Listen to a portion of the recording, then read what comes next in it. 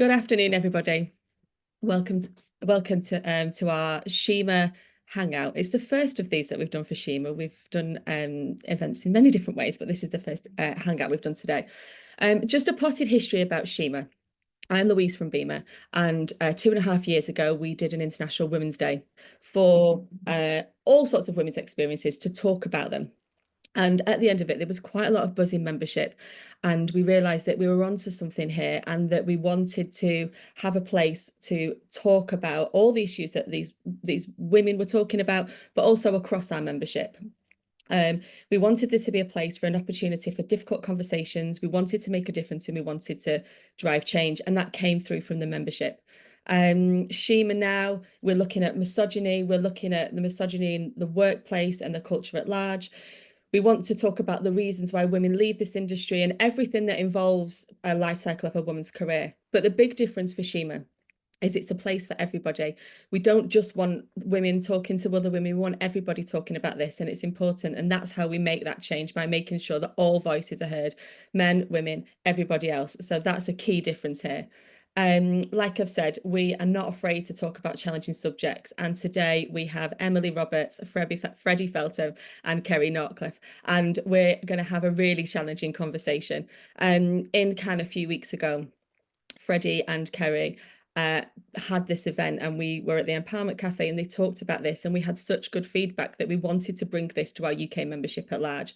And so when you listen to some of Kerry's research today, I think you'll be fascinated, maybe a little scared, but definitely interested. And like I said, it's an important conversation that we need to be having. So please enjoy the webinar. Ask any questions in the Q&A box, write any comments in the chat. It's important that this is interactive. But I will now hand over to Emily Roberts for SHIMA, the Big Accusation. Perfect. Thank you so much, Louise. So yes, hi, I'm Emily Roberts. I'm Head of Digital at Responsible Marketing Advisory, and we're an omni-channel consultancy trying to make the industry a better place. I'm also the co-founder of one of the biggest women's networks in the advertising industry. And most recently, I started the petition calling Cannes Lion to make the event safer for everyone who attended. So today we're going to be talking about the big accusation. As Louise said, we're going to discuss the world of misogyny, Andrew Tate, and how this is impacting future generations. And actually, I had the pleasure of being part of the audience when Freddie and Kerry discussed this first time around, and I was genuinely sat on the edge of my seat. And I think I messaged you, Kerry, to say it was one of my favourite talks of the whole of Cannes. So I'm very, very excited for this conversation. Kerry, do you want to introduce yourself and then we'll go to Freddie? Certainly. Hi, everyone. Some of you I might know, some of you I won't. So yeah, great to have you all here. I feel very honoured to be here today and be able to talk about something that, I feel really passionate about. So I was in media for 23 years, and during that time I retrained as a psychotherapist. So now I've switched careers and ended up going down a bit of a rabbit hole on Andrew Tate and the manosphere, and felt compelled to write an essay about it, which then resulted in me doing the keynote for BIMA out in Cannes. So yeah, I'll be sort of sharing that with you today.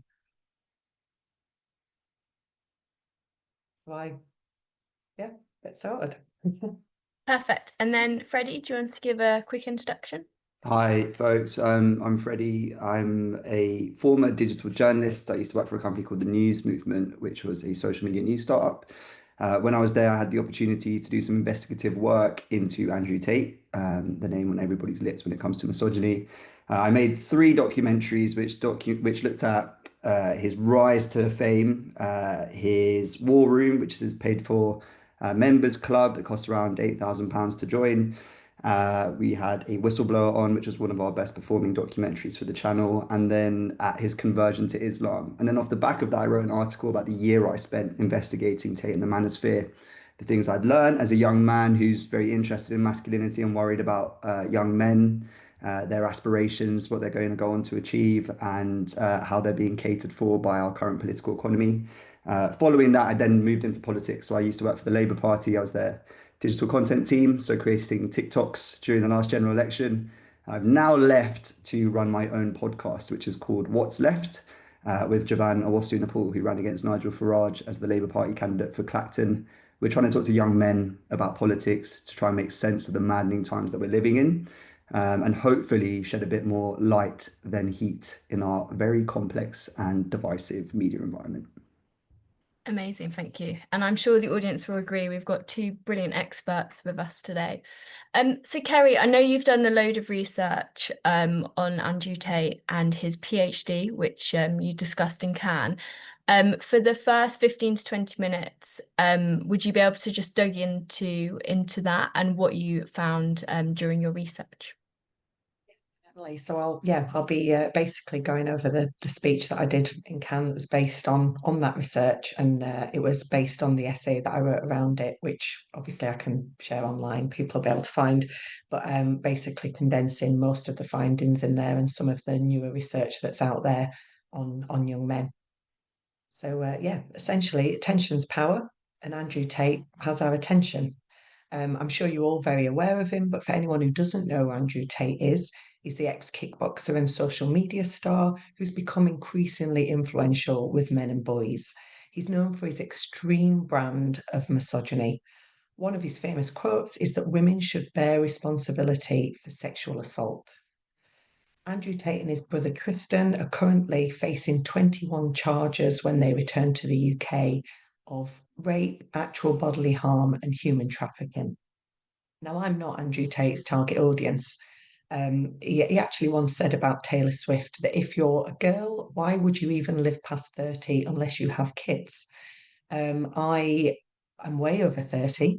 Hopefully, I haven't got a lens that you can see. I am way over 30, sadly. And I don't have children. So I'm definitely not an international pop star either. So according to Andrew Tate, I shouldn't even be here today. However, I did become one of his audience. So I listened to one of his PhD courses. And the course was actually called How to Get Girls Fast and Easy. Now, PhD in this instance stands for Pimpin' Hose Degree, which I'm sure you'll agree is a delightful name for it. It wasn't something that I was looking forward to at all. It wasn't something I expected to ever listen to, but people were talking about it a lot in a lot of the circles that I was talking about. And it was at the time when the petition had been put out to take it down from Spotify. And so I felt it was really important to understand what his content promoted. I wanted to know, what is he saying to men and boys that's actually making them listen? So what did I hear? So Tate positions himself as successful throughout the course. He basically flaunts the fact that he's successful with money, that he's successful with women. He's playing on the insecurities of men and boys, showing them that he has the things that they don't. He lets his audience know that they're really lucky that he's willing to impart his knowledge on them so that they too can obtain the things that they aspire to, all the things that he already has. So early on in the course, he said something that I found really surprising because it went against a lot of what I'd read about him. He's often hailed as the king of the manosphere. But early on in the course, he mentioned that he thinks that the manosphere is red pill stuff, that it's anti-women, that it's really negative. And he said that you're not going to be successful with women if you don't like them. So you need to get rid of your hate and resentment of women. And then I had a suspicion that this could just be because he wants to distance himself from the manosphere because it's something that young men are being warned off so often. But in various interviews, he says that he doesn't hate women. He says that he loves women, so why could he possibly be a misogynist? Now, this thought exists throughout society that, I don't hate a group and therefore I can't be prejudiced against them. It happens with gender, it happens with race, it happens with sexuality, it happens with class. It's often used to absolve people from actually digging into the biases and stereotypes that they hold and the behaviour that they perpetuate that might harm a group or prevent them from succeeding.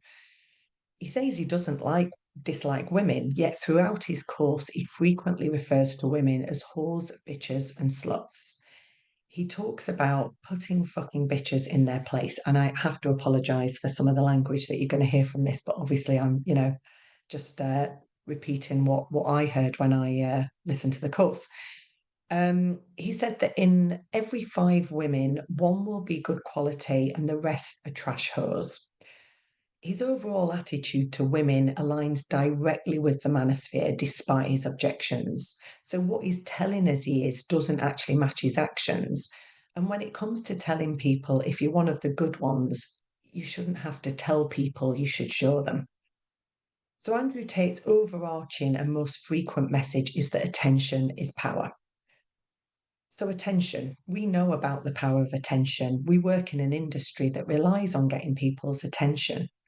He tells his audience that they should attach value to their attention by limiting it.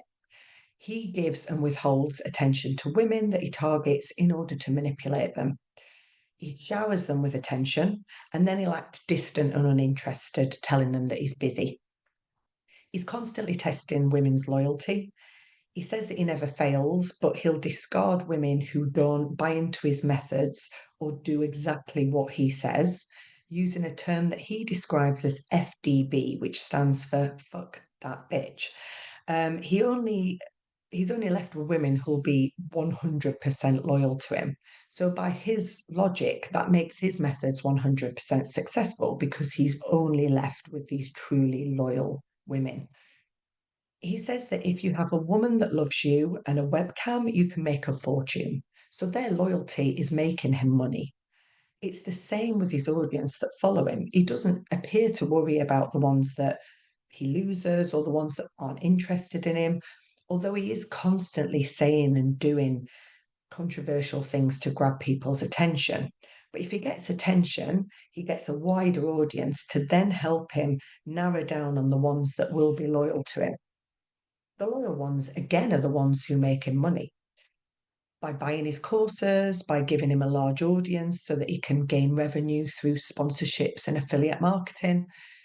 Attention is power, both giving it and getting it. More attention means more power means more money. Tate says that women are not evolutionarily designed to have power, but his teachings focus on taking power away from women, saying that a man should always be in control of his woman. He uses the same manipulation methods on his audience that he's then teaching them to use on women. So during the teaching of his lessons, he gets phone calls from people, he has his brother come visit, and at one point he tells his audience he's going to go piss. The message to his audience appears to be, I've got other things to do, and you're lucky that I'm giving you my attention. It can easily be taken away at any time. He tells his listeners that they're a nice guy in one breath, and then another breath that they're a piece of shit. It's like he's trying to test them to see if they'll stick around, to see if they have the self-esteem to think, I'm not putting up with this, or if they'll remain loyal to him. Other messages he gives them is that they can't be friends with women, they can't fail, and they can't show emotion. Now, it's in Tate's interest for his audience to ignore their emotions because if they were to tap into them, they'd probably question the things that he's saying. Tate says that men can't be emotionally affected, that they're like iron. Now, in a lot of interviews that he's given about his past, he's shared details that would make someone emotionally affected, like when he talks about his dad. So Tate's dad wouldn't be home much. He was often away with work, traveling the world. And so while away, apparently he would cheat on Andrew's mother. Tate says that he grew up seeing his father as a very busy man with things to do, and that he was taught that he had to earn his father's time and that his father's time was important. So maybe this was one of his first lessons in attention being power. He's now teaching the same lessons to his audience, that he is important and that they're lucky to get his attention. His father, who had an incredibly violent childhood, also used physical beatings when his children made mistakes. Tate still insists that he had the best father in the world. His parents eventually split up, and his mother left America and they moved to the UK. When they first moved to the UK, they actually lived in a homeless shelter, and then they moved to an estate in Luton. Tate only saw his dad once a year. Now, society and media have a history of blaming single mothers for sociological issues, saying that absent fathers lead to bad behaviour. And Andrew Tate's father was absent, But my father was also absent, and I channeled that into becoming a psychotherapist. So there's definitely other ways. Listening to these interviews, my training in therapy helped me find a place of empathy. I can feel empathy for the child that he was and the experiences he had, the negative experiences that hurt him. But it doesn't excuse the actions and choices that he's made as an adult. My empathy in that regard stands with his victims, both the direct ones and the indirect ones, given that it's both men and women that are the victims here by the things that he's saying. Tate's messages do nothing to help with the epidemic of violence against women and girls in the UK. So, violence against women and girls related crime in the UK has risen 37% between 2018 and 2023. It's also reported that at least 1 in 12 women and girls are now victims of these crimes. Many people have difficult and traumatic childhoods without channeling it into hurting and manipulating others, but we do need to do things to break the cycle. Andrew Tate has said that life is suffering and pain, and if you get used to it, you'll be more productive. He said that if he felt happier, he'd be hedonistic and he'd waste his time.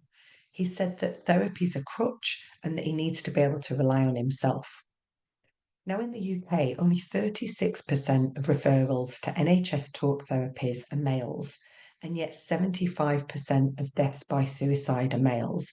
It's the biggest cause of death in men under 50. I know from myself and from fellow therapists that men in therapy still berate themselves for not being able to solve problems alone, for showing emotions, and for asking for help. They still feel a pressure to be strong when being strong is defined as not allowing oneself to feel vulnerability or show emotion. A poll by the Priory showed that 77% of men they spoke to suffer from anxiety, stress, or depression. 40% have never spoken to anyone about their mental health, and 40% said it would take thoughts of suicide or self-harm for them to seek professional help. So only when the suffering is too great to bear would help be sought. We think nothing about going to a personal trainer to help us with our physical presentation, yet we still find it so much harder to seek support to help us reach our goals when it comes to our mental presentation. Andrew Tate's latest message this year is that masculinity is under attack, that people are afraid of his ideas, and so that's why they're pushing his accusations in order to detract from those ideas. But masculinity is not just what Andrew Tate promotes it to be. He promotes only one brand of masculinity. Why do we gender personality traits and behaviours? Why can't caregiving, emotional connection, and vulnerability be masculine? The truth is they can, and they are. So attention is power. As attention's power, is Andrew Tate actually still getting attention? A recent survey showed that 78% of men in the UK have heard of Andrew Tate, and 12% have a positive opinion of him. It's dropped from 30% in October 2023, but I'm still staggered that at least 1 in 10 men have a positive opinion of him. Since Tate's reinstatement on X 3 years ago, he's gained over 10 million followers, but despite his prolific output of his engagement levels have fallen dramatically. According to Kantar, if you compare October to October 2023 to 2024 with the same period 2022 to 23, he's down 43% on likes and 27% on reposts. Even if his popularity is waning, there's still other influencers waiting in the wings promoting similar misogynistic messages. So maybe we shouldn't focus our attention just on him. It might be a bit hypocritical to say, given that this whole speech has predominantly been dedicated to discussing Andrew Tate, but maybe we need to stop giving him the attention that he craves, the attention that he didn't get from his father, the attention that he lavishes and withholds on others in order to manipulate them. If a brand loses the public's attention, it loses its popularity and its power dies. We should change the branding of him from controversial and powerful, where listening to him might potentially be seen as an act of rebellion, to just not being worthy of our attention. We should instead turn our attention to the women and girls who are affected by these actions, Turn our attention to encouraging men and boys to embrace the strength of vulnerability and connection. Turn our attention to solving the issues of misogyny that still exist within our industry. Turn our attention to safeguarding social media and technology. Turn our attention onto the positive influences and role models that men and boys can be inspired to. Turn our attention onto making every zone a safe zone. Turn our attention onto helping people heal from childhood behaviours and experiences. Turn our attention to ourselves, to processing our experiences, improving our behaviour, challenging our biases, challenging our language, challenging our actions. Turn our attention onto how we portray men and masculinity in advertising and media. How do we encourage positive behaviours throughout our storytelling? Andrew Tate was right about one thing: attention is power. So let's make sure that we're using our power for good. Amazing. And I don't know if you saw in the comments, you had a yes, Kerry. So you've got lots of people agreeing you, which is brilliant. Thank you so much, Kerry, for that. That was incredibly insightful and really interesting. You did mention that it's not just Andrew Tate. So there's a lot of people that are starting to see a lot of money off the back of this kind of commentary. And I wanted to first start with this question. So we've obviously talked about Andrew Tate, Annie Knight, Bonnie Blue, Aidan Ross, Iggy Azalea, and Jordan Peterson. What do all these mega influencers have in common? I don't know if anyone has any ideas in the chat. And are they 2, 3, 4 plus sides of the same misogynistic coin? So, Freddie, should we go to you first?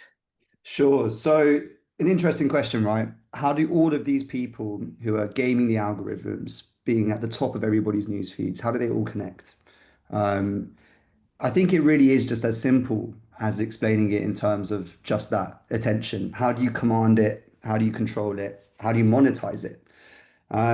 There aren't necessarily, people like to say Andrew Tate and Jordan Peterson in the same breath, as if that they represent exactly the same things. And I just don't think that that's quite right.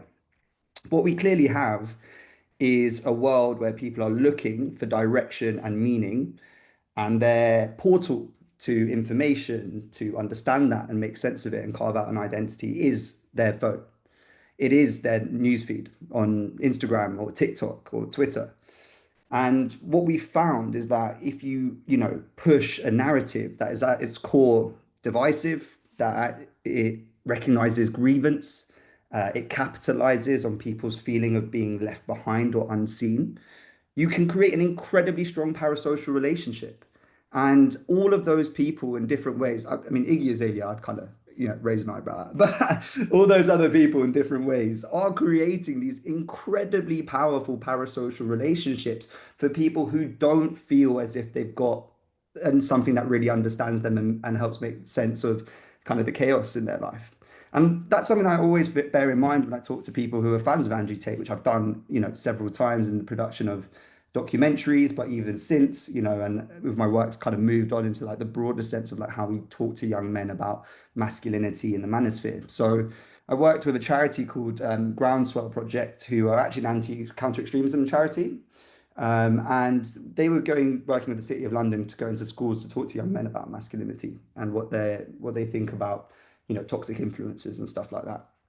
And so I was going in and talking to these young guys, and what I found to create that resonance at the beginning was that the first thing you need to do and talk about with these young men is to acknowledge that there's actually plenty of good stuff in the messages of, manosphere influences, including Tate.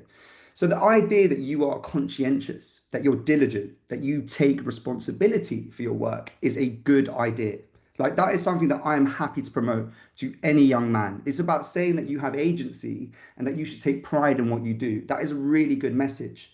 But I guess what's concerning then is like what has happened to our kind of comms environment more broadly, to our, people who are meant to be, people that they look up to, that aren't getting they aren't getting this message, that it isn't being something that resonates with them. And that's because there is a complexity to being a young person that isn't just about, pontificating morally about what you should do. It's also about comedy. It's also about posturing. It's also about, these are all these other things that Andrew Tate took to this absolute extreme. And so when you have this world in which people are getting more and more desensitized and are also simultaneously feeling more and more disenfranchised, you create this kind of powder keg in which people like take these demagogues can come out and just really take control of the narrative. So one of the things that I found really useful was just that if you talk to a young person, and let them speak honestly, without concern about their ideas being, brushed aside or being easily dismissed, you find out that they're really kind of tuned into these conversations, and they have plenty of ideas, and they're open to being, challenged about it, as long as it's not seen as this purely confrontational thing.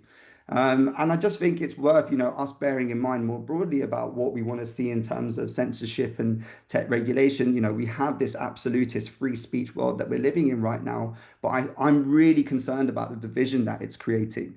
And I think that if you talk about a Bonnie Blue or an Ali Knight, who's I'm sure many of the attendees will be aware of, who are these OnlyFans models who have been doing these incredibly salacious challenges where they essentially take on hundreds of men, have sex with hundreds of men, and it's like a competition. That to me is just the sexualized version of Jackass. It's people taking their bodies and basically treating them as like you can do whatever you want with it for your attention, and I'll monetize that. And if we're videoing self-harm is a thing that people want to watch, in the current economic system that we live under, with consumerism taken to its absolute zenith, these are the things that happen. And now we all have to have a conversation more broadly about what the underlying fundamentals are that are driving this type of, communication, marketing, ideas, etc. And if you want to oppose it, then it's not just a matter of, maybe changing the systems, but also figuring out who the new messengers are who are going to attend to the issues that are being, I guess, exploited by these different influencers.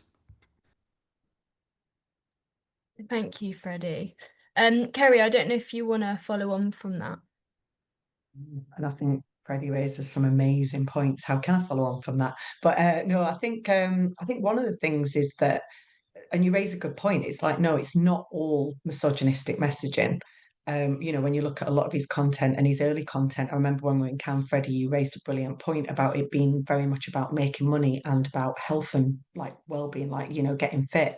And the problem is that we are willing as a society to tolerate the misogyny that goes with it in order to get the content that we want. So I'd say that's kind of one issue, but also the media has latched on to his misogynistic messages, and that's been what's kind of like got him airspace. And so of course that's what he's going to double down on. They're not basically hailing him as, oh, look at this guy who's saying this about health and fitness and saying this about making money.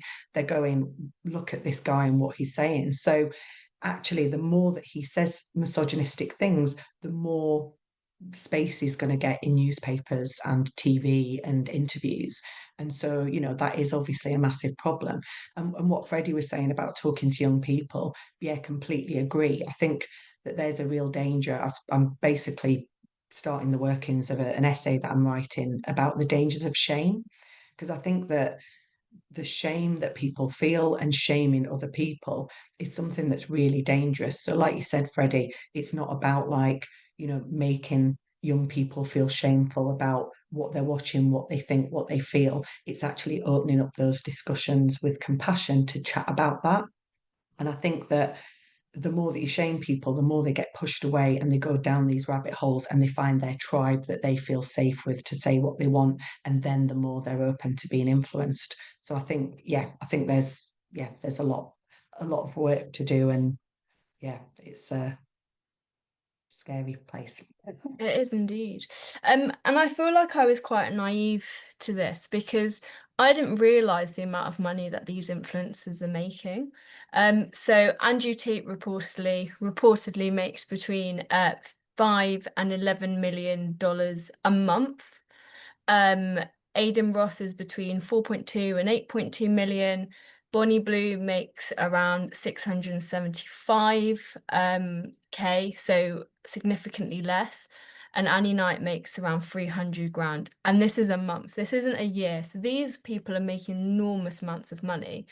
What's really, really interesting is there's a big difference between the guys that are giving advice, Kerry, to your point at the start, and the creators like Bonnie Blue and Annie Knight, who are earning significantly less, almost $9 million less. And this almost suggests that audience place significantly higher value and premium on controversial commentary, lifestyle branding, than on the adult content that these women are putting out, which I think is fascinating. The question I have for you both is it's quite a challenging one, but is it right in this day and age that you can make as much money as you can by any means? I don't know who wants to take that question first. Shoot, Freddie. Yeah, I can take that one. Well, look, it's you can maximize that out to the point of like, MNCs, billionaires, the people who own our social media platforms, AI, people, it's a question, isn't it? In the world of widening wealth inequality, whether we are going to be okay with people essentially doing anything they can in pursuit of unlimited growth in a world of limited resources and scarcity.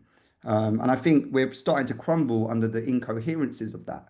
You can't just expect people to make their peace with essentially taking anybody for granted, treating it as a dog eat dog world to go and get your own.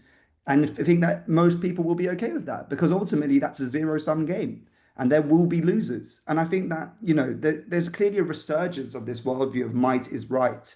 So I'm just zooming out of here from just the manosphere and the attention economy problem because I think it is deeper than that. It really is about the way in which our economies are set up. And Trump's whole posturing is about this idea that, you can go and get it, you can go and have your own, because that's what I'm going to do. So I'm for the people who are going to go and dominate. And James Bloodworth, who's just written a book, Lost Boys, about his years under the manosphere, I've just interviewed him recently for an episode of my podcast. It should be out tomorrow, if not tonight, which you can check out, which goes into this in more detail. He brings up this point about how Putin makes a point in Russia about decriminalizing domestic abuse. So there's an idea that even in Russia, you can be a feudal landlord in your own home. And that is what these men are trying to hark to, right? In a world of economic disenfranchisement, where people get dominated and people are losers, you can like psychologically appeal to these notions of, outdated patriarchal, control that existed maybe in these feudal societies, and you can rehash that because at least I'm giving you some power. It's not economic power, it's not equality, but it's the power to dominate other people. And this notion of control and ownership, I guess, hearts to this, and Kerry can speak to the psychology of this, an insecurity that we have about control over our own lives. And I think that what you see on on the minutiae level with young men in particular is a sense that they don't know where they stand anymore. They understand that things have changed. So let's talk about if we talk about the popularity of the narrative that feminism is to blame, which is very popular in the manosphere for young men being disenfranchised, losing out. Now it's, the balance is tilted towards young women. There are statistics here that we should actually, really consider and bear in mind around education performance, right? So young women are outperforming young men. This is true across the board, from lower schools to high school to tertiary education. Now into the world of work, if you're a young woman, you'll probably be more credentialed, you're more likely to get a job that's going to pay well. And I think that whilst all of these things, you might think that they're great, maybe you think there needs to be parity. It does create a sense which, on the lived experience level, young men are saying, well, I don't have this privilege that you tell me that I have. And obviously, in some cases, they do that. We can walk home late at night, and a young man might not realize that's a privilege until you point that out to them. But there are cases and places in which they think that they're not getting an advantage. And they feel as if, I think more broadly, that the way in which we talk about these things, or at least maybe in the periods of like 2016 to 2022, or 2020, that they were just being overlooked. And that is the period in which Andrew Tate comes about. And I think what you've got here is essentially a media culture that exists where grievances themselves are just so easy to mobilize. Like we're just so like used to pointing out to somebody, oh, you're not getting a good deal there, you're a victim. And if you're a victim, then you need someone to blame. And that is a conveyor belt for extremism. This is how extremism has always prospered, is by having an us versus them mentality. And what you've got is essentially people directing people with someone to blame because of they're experiencing a form of disenfranchisement. And I just think that this is, again, a broad problem that we're going to have to consider. But when I talk about to men's rights activists, one things that they, and you know, you might be alarmed that I'm talking to men's rights activists, but I think, you know, you've got to talk, you have to understand these people's psychology. Where are they coming from? The thing that they will always bring up to me is this notion of the apex fallacy, which is this idea that feminism talks about men having these, you know, outsized powers and privileges. But what you're actually talking about is apex men, is these men at the top of the tree. And there's 99.9% of men below that who don't experience those privileges, but feel as if that they're being, you know, analogized to those people, that they're being relativized to them. And they think that that's not representative. And that's really interesting, right? Because what you're actually saying there is that somebody is also feeling disenfranchisement, but feels as if they're being presented as a winner. And so what we need to do is we need to think about how we take these people on a journey with us to talking about a system of governance, of social relationships that are on a more equal playing field. But that doesn't mean that we have to acknowledge some of these newfound things, right, about educational performance and making money. And you've got to tie that into the fact that many young men still feel, because of borrowed patriarchy, because of history, that their self-worth is married to how much money they make. So if we're moving into a society where plausibly we are with AI, etc., that people aren't going to be making that much money, that they aren't going to be that economically mobile, young men in particular, then what is that going to do to their self-esteem, right? Like we haven't, you know, in some ways, the intellectual arguments that we've been making and prosecuting in the media and in public are, you know, some quite far ahead of where people's, you know, lived experienced lives are, especially amongst working classes. You know, that intellectual attainment gap is really, really interesting, right? Between people who are liberal elites who've gone to university, etc., and people who haven't gone to university and have a very different experience of the world because they've not left their community that's been deindustrialized. So there are so many things here that are polluting this environment. And then, you know, the way in which I guess we want to talk about it is that, you know, people like Andrew Tate because of the misogyny. But as I mentioned, and Kerry did as well, you know, people like Andrew Tate because of the money making, because it's actually about the economic capacities of these young people, which is really, you know, getting them shook about the future and getting them nervous. So within that context, I think people need to realize that if there is broad economic disenfranchisement, if there's a broad stasis in about people's improvements to their quality of life, you're just going to have lots of demagogues unless you either change those conditions or change the way in which people can communicate about these problems. Neither of those things seem to be happening right now. Yeah, fascinating. Thank you. And actually, so I want to touch upon something that both of you have pulled out here, which is around low self-esteem from young boys. So there was a study done by UCL in 2024, which looked at social media algorithms and how they could potentially be amplifying misogynistic content. So it's a controlled study using TikTok, and researchers created accounts representing vulnerable teenage boys. And within just 5 days, the proportion of misogynistic content that they were shown increased from 13 to 56%. And the study also, to your point, Freddie, highlighted how algorithmic systems exploit the emotional vulnerabilities. So if you were feeling more lonely, if you had lower self-esteem, that content would increase more and more and more. So I'm really interested to hear from you, Kerry, what's the potential impact of this for the younger generation? And should these platforms be doing more? Yes, definitely. And I think, you know, when we talk about like the social media ban in Australia, although I sit on two sides because in one hand I'm like, yeah, it's good that they're not going to be seen for that, but it's also letting companies off the hook from actually like making a better environment.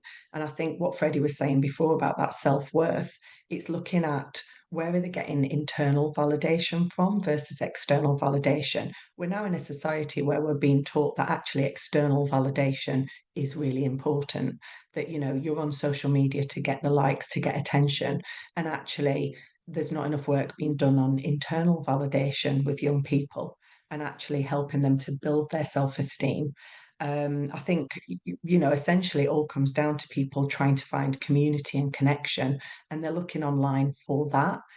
Unfortunately, what they're then stumbling across is potentially the opposite of that and can be very damaging.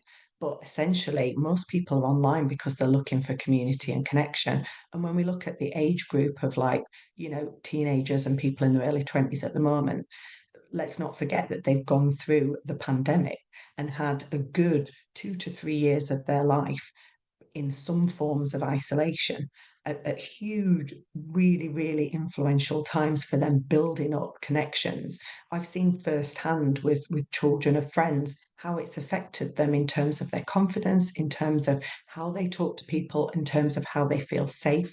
And a lot of them have retreated to that safety of online during that time and have come out the other side actually finding, you know, being outside of the online space actually quite intimidating. And there's some safety in that online space, but there's also a hell of a lot of dangers. So I think companies do have a responsibility. There's huge problems at the moment with sexploitation. And there's, you know, there's more and more apps. And when you look at AI, there's more and more stuff being done that is completely, you know, exploiting both the people, the teenagers looking at the things, but also a lot of women, because a lot of this exploitation problems and the AI issues is built on basically a technological way of further misogyny. And so, like I said, although they're going for community, I think also we need to look at what's happening outside of technology. Like Freddie said about, you know, areas across the country having like funding cuts, like 2/3 of youth youth centres have closed since 2010. So, you know, there's not enough pressure being put on governments to put funding into, you know, finding youth. There's one thing saying, right, we'll just ban social media, but well, they're on social media because they've got nothing else to do that doesn't cost a fortune. And so how are you going to like actually create that community in real life and take it offline? And I think that, yeah, there's not enough responsibility given to the technology companies to sort their platforms out and make them safer. And then there's not enough pressure on, you know, the wider world to actually create these meaningful connections offline. Brilliant, thank you. We've only got 5 minutes left and then we'll answer some questions. But before we close and open up the Q&A, I'd love to understand from both of you the positive notes of this story. So the Can Line petition that I started only did so well because of the internet and people were able to share that. If I'd gone door to door with a clipboard, probably wouldn't have had the same impact.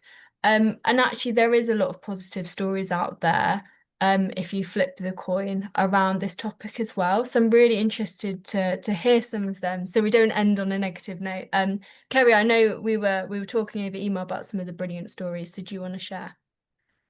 Yeah, and although this one is quite depressing, really, in a way, but it's a positive thing of how, you know, people can galvanize. And I think that we need to remember that our voices are important. And, you know, so listening to each other, you know, being compassionate with each other and galvanizing to get a result. And the one that sprung to mind when you asked me about when has online actually dealt to real life offline results. And although the initial reason is very depressing, it actually is a success story in how it's changed a law. So Gina Martin, back in 2017, she was at it was a British summertime party where the Killers were showing. They were doing a concert, and someone took a photo up her skirt. So she was upskirted, and when she looked into it, she got in touch with security, and they were like, "Well, they've actually not done anything illegal." And so she actually like followed like the online petitions, set up an online petition, really galvanized, challenged the government, and essentially it did get put in as a law. Now, the fact that it wasn't already a law is staggering, given that it had already been a law in Scotland for 10 years. So, and she managed to actually change policy through the power of online community. And so, and there are actually loads of positive stories of online communities and how strong they can be. But yeah, check out her TED talk. It's amazing. Brilliant, thank you. And Freddie, let's go to you. Positive stories that Yeah. are changing in this space. Well, look, the data shows that people are really responsive in who are open to progressive politics for a positive vision. So an idea about what we can do. We need to move the narrative from less doomerism, which I've done for the majority of this talk, now into this space. So thank you, Emily, for asking this question about what we can actually make and do. And there's plenty of things we can do. One of the first things we can do is we can start treating men with the same compassion we treat women. And that's a genuinely radical thing to do to our society. You know, people with micro penises are treated as a joke and taken the piss out of on social media routinely. That's a disability. Could you imagine any woman with a disability being sexually mocked? I mean, you probably can by horrible people, but it just being done just on a massive scale with nobody batting an eyelid and nobody defending those people. This is just a fact. Men are not treated with the same level of empathy that we treat young women with. And this data bears out in the amount of young men who get expelled from school and so on and so forth. We need to uproot that system. We need to see people, regardless of their background, as the consequences of their situation and their circumstances, whilst also affording them agency to change their life. That is possible. And it's something that we can start doing each day by questioning when we're, upset or annoyed about someone's behavior, about where it came from and why it happened. And I think that that's one place where we can start. The second place we can start is, we need to start putting a bit of time and effort around and energy and even money, I dare say, behind people who are trying to do different things, who are trying to create new narratives, narratives around inclusion, narratives that, upend the kind of populist move of our politics and our society. We need to start treating cooperation again as a value, inherent to itself, one that can really uproot and change the direction of our society at the moment. Not everything needs to be a zero-sum competition. Not everything needs to be something where we're fighting each other for the next resource. We can work together to win the game collectively. So we need to figure out how to make cooperation again sexy, cool, and the thing of the future.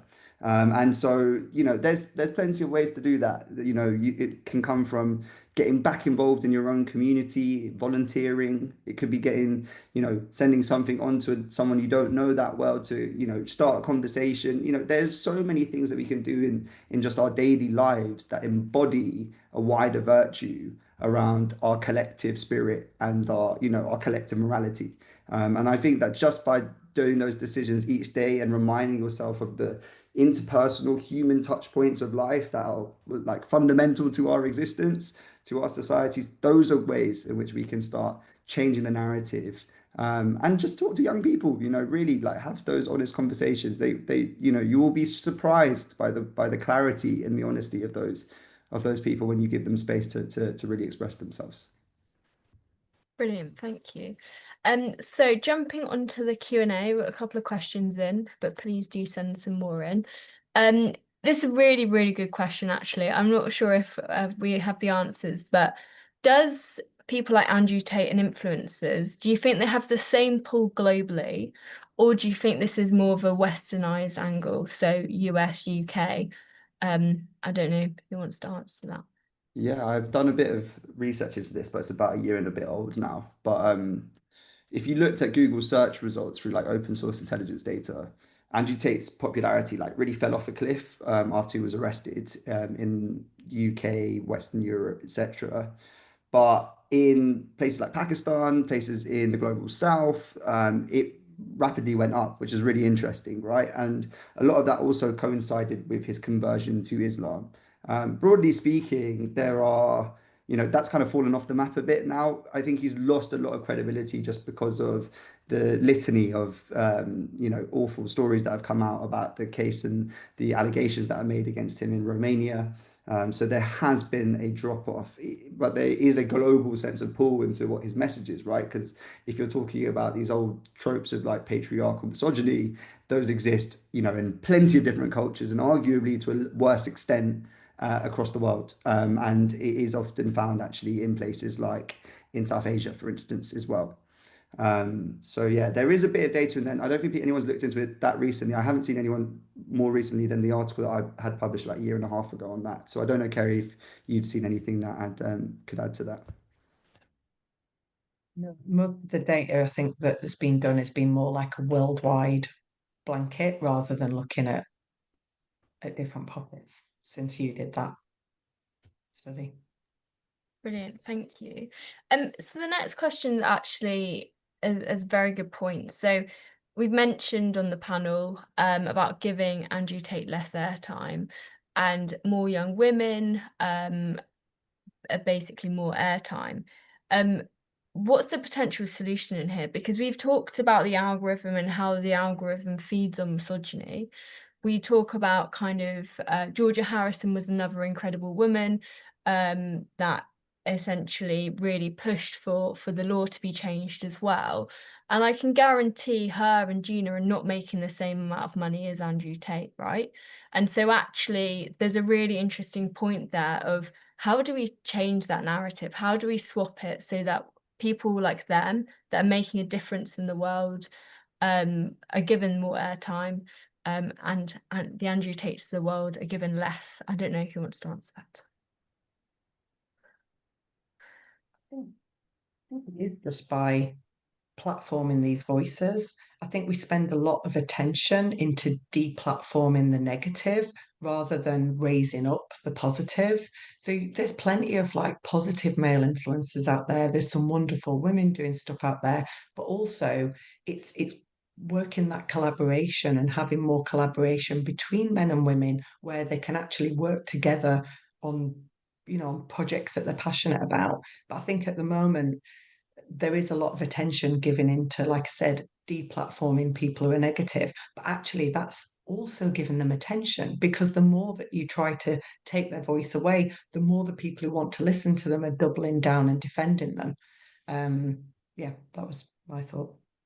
Yeah, I think on that, it is an interesting idea about like how you make sure the platforming happens for the people with the right narratives. I think the narratives do need to be better. So, like broadly, if you're talking about it being an open market for ideas, then we're just not as popular based on like the current numbers and the outsized impact and ownership of podcast real estate by the alt-right, for instance, compared to the left. It's quite revealing in that vein. But I would, I think we really need to think it's like men in particular, young men in particular, look up to older men. It's just that's like a psychological fact and stuff like when I go do those sessions in schools, teachers would often say it's good to have a young man doing it because they find it as young, and this is often young female teachers saying that to me, that they find it harder to get the kids to pay attention, to really buy into the lesson and talk about things properly. So with my podcast, for instance, we're trying to talk to specifically to young men, so we end up platforming far more men than women. But obviously, we will still platform young women as well because, as Kerry says, it's about being collaborative. But I do think there's something to be said around, having these, we've got to create these kind of digital spaces where you have better, bigger brothers who are talking to younger men about, their ideas or whatever, or helping other young men of the same vein be better in their own lives as communicators, doing guidance, doing advice, etc. I've always loved in my friendship group being the guy my mates would call if they needed help with stuff. If like they had a problem in their personal life about relationships or whatever. I see that as a massive privilege to be held in that vein by some of my mates, and the people that I get to call in my life as well. Put them up on a pedestal.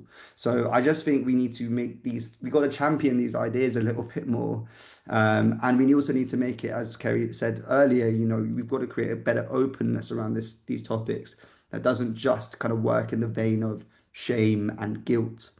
Although I would also argue that the shamelessness of people like Andrew Tate and argue and Bonnie Blue, I would argue that is not a positive, right? Maybe they should have a bit of shame over some of the things that they say and do. But it's about how we create, I guess, a better coherent conversation about these ideas that hangs together properly in the vision that we want to make for our society. Amazing. No, I love that. And I think to all the guys on the call, be better, bigger brothers is one of the takeaways. And so to kind of wrap up, I'd love to get your points. If you could talk to the audience here and say, there's one thing that you need to go and do, which is going to really, really help this conversation. The fact that people have turned up and listened to it is, I think, step one, definitely. So thank you to everyone that's attended. But what's the second one? What would you ask people on the call today to do to help? Tough question. Wow. Curiosity of listening, being compassionate, asking questions, and just being more open-minded to having conversations and collaborating rather than it feeling so divisive. Actually, like I said, opening up those conversations. Brilliant. And Freddie? Send my podcast to your kids. We No. just started out on the show. Like, it's a tangible thing you can do. Listen, maybe you'll learn something, and please share it on. I think we're at the start of creating something genuinely different. And it is capital P political, but I think it has to be because at the end of the day, we need to return agency to people's lives over these things, and we have a democratic system that is meant to be able to do that. So, people need to realize that they can take their lives back into their own hands. Brilliant. Thank you so much, both of you. It's been incredibly interesting. And thank you so much to our audience. And yes, I will see you guys again. So much.